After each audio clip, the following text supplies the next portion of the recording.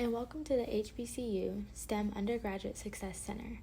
This video is a brief review of the qualitative paper, Navigating the Workplace, the Costs and Benefits of Shifting Identities at Work Among Early Career U.S. Black Women.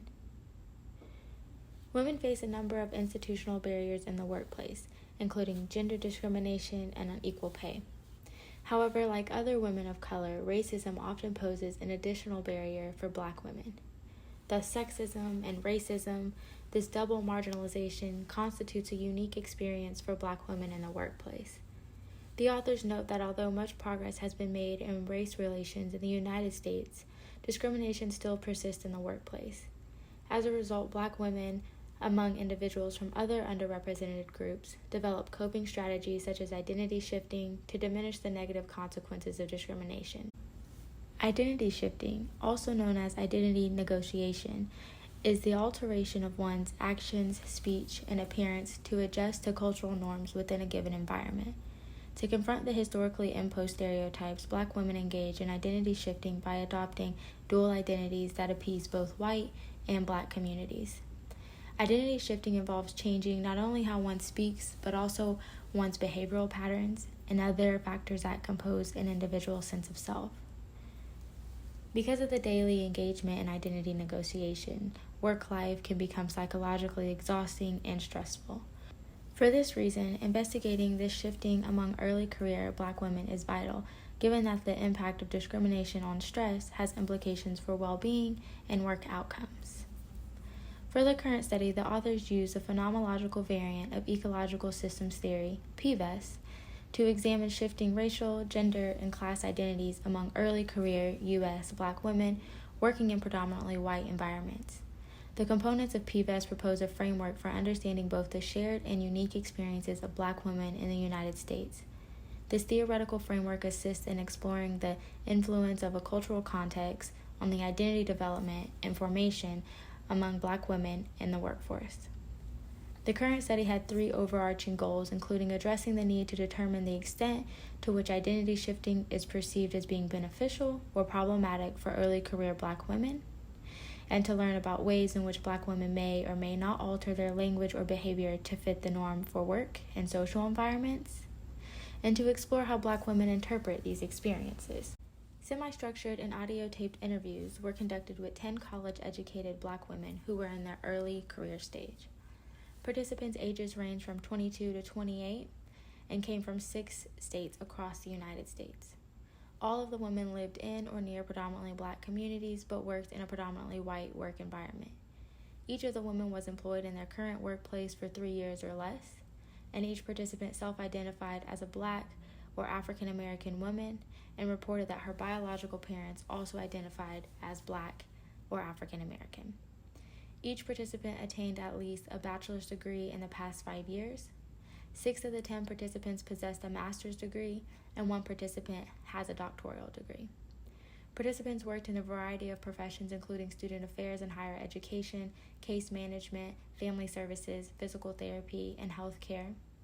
1 of the 10 women was married, whereas the other 9 were single and each identified as heterosexual. Each participant was interviewed once for approximately 1 hour via video chat. Participants were encouraged to speak about their perspectives on how they described their identities, their self-concept, and their interpersonal and institutional relationships, as well as their identity shifting in work and social environments.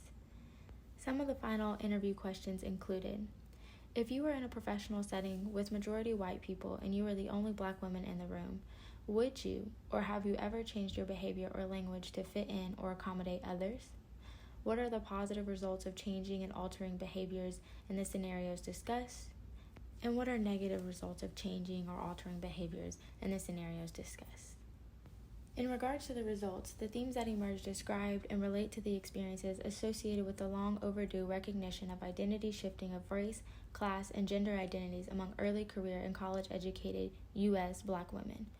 Drawing on 10 semi-structured interviews with college-educated Black women, data were analyzed with an interpretive phenomenological analysis. The results revealed 2 major themes: benefits of identity shifting and the cost of identity shifting, along with 5 sub-themes. Benefits of identity shifting were identified. A prominent theme constructed from the data is shifting identities to build and maintain personal and professional relationships, which are essential for social and professional advancement. Several of the participants specifically identified altering their behaviors and speech as a benefit that would enhance their career development. There were a total of 5 sub-themes that made up the cost of identity shifting theme. Managing interpersonal rejection, the frozen effect. Another prevalent theme that emerged from the interviews entails the idea of remaining silent about discriminatory experiences. After experiencing discriminatory situations, participants discussed becoming silent and psychologically paralyzed, mentally checking out in conversations in predominantly white, social, or professional environments. Assimilation to the dominant culture and inauthenticity. Another theme identified in the transcripts was shifting identities to ascribe to codes of conduct and professionalism, thereby assimilating to norms in predominantly white work environments. Participants discussed the need for Black women to assimilate to whatever situation that confronts them and acknowledged that a negative outcome associated with shifting their identities was presenting an inauthentic version of themselves. Confronting and dismantling stereotypes. One of the unifying reasons for shifting identities among all of the participants was to resist stereotypes associated with Black women. This finding is consistent with stereotype reassociation, where individuals may disassociate with a negatively valued stereotype and strengthen their association with a positive stereotype. Model Black citizen.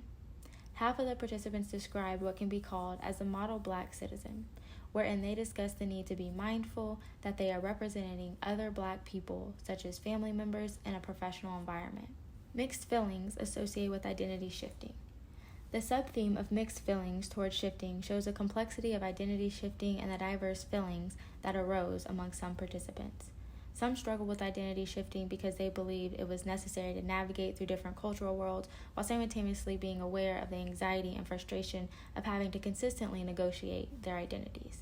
In conclusion, the current study illustrates the need for early career Black women to shift their identities to manage their early career stage and the stereotypes of Black women. The psychological costs and benefits experienced by the individuals is explained as context-driven. As a result, once identity shifting occurs, psychological costs and benefits increase depending on the context. This behavior is consistent with the phenomenological variant of ecological systems theory, suggesting that societal expectations and stereotypes influence how one will adapt to various cultural contexts. It is evident that there are complexities associated with the shifting of the intersection of race, gender, class, and other identities.